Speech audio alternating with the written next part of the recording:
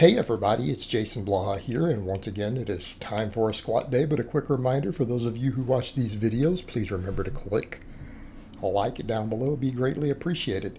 So I stopped with pretty much just what I want to hit the next meet. That's what we're going to do for training matches going in.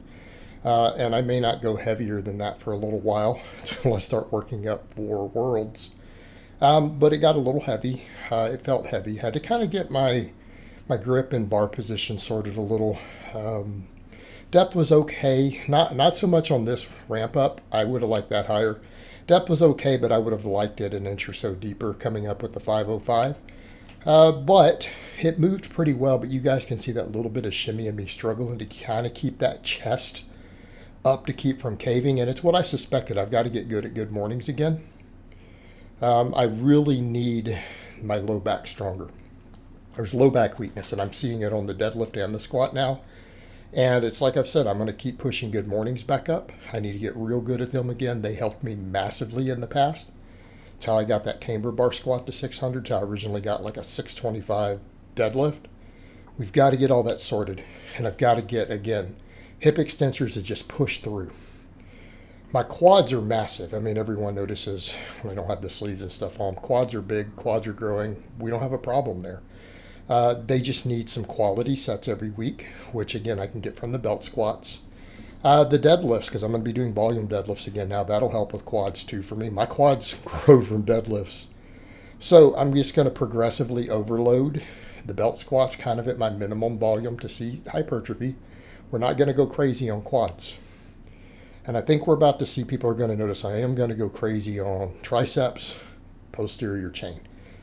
That really means, I'm going to be doing some hamstring work in there, but really the glutes and the erectors.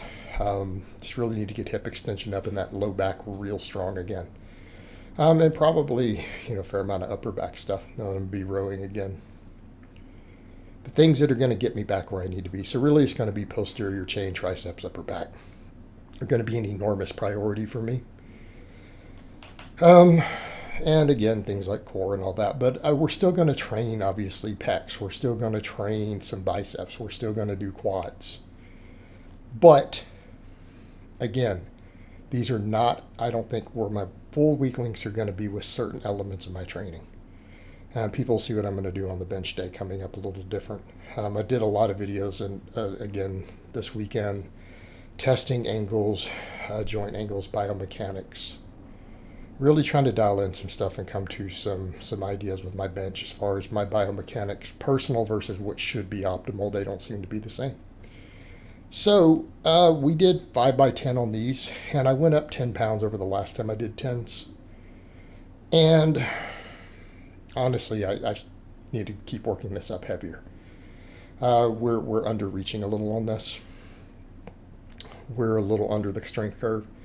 So I went up to 175. Now keep in mind, that's the plate. It's hard to assess how much this heavy ass rack really weighs. I think they say just the arms alone are 55 pounds, but I'm only counting the loaded plates because that's what I can progress on and track. But I got 12 reps on the last set, so that tells me what? We need to bump the weight up again. We need to bump that weight up.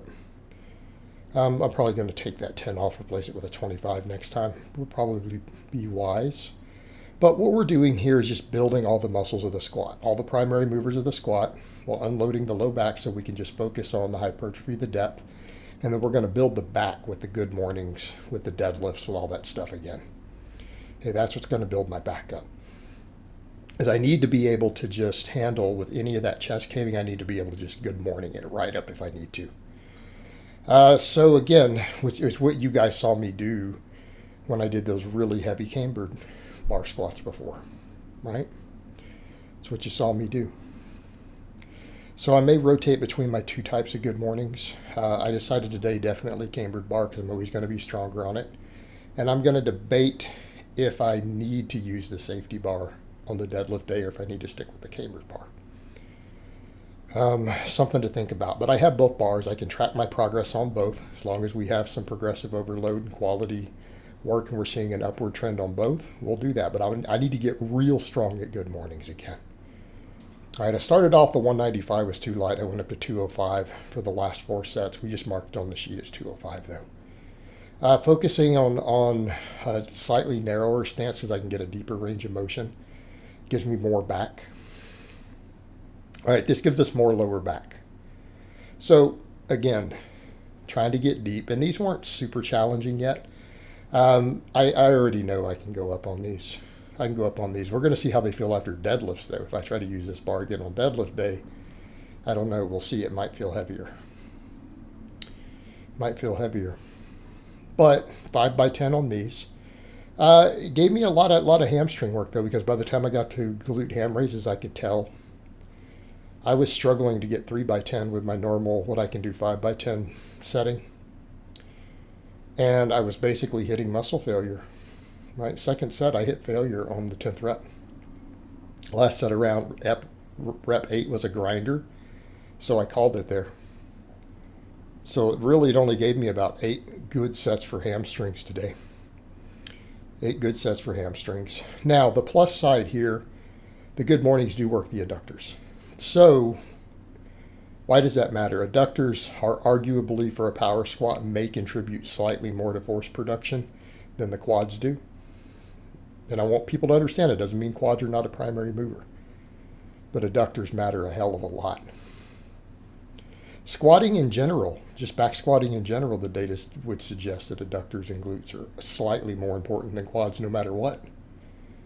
And my quads grow easy, quads are big, not a problem. They get a little secondary stress from this, but they got a heavy single, which again,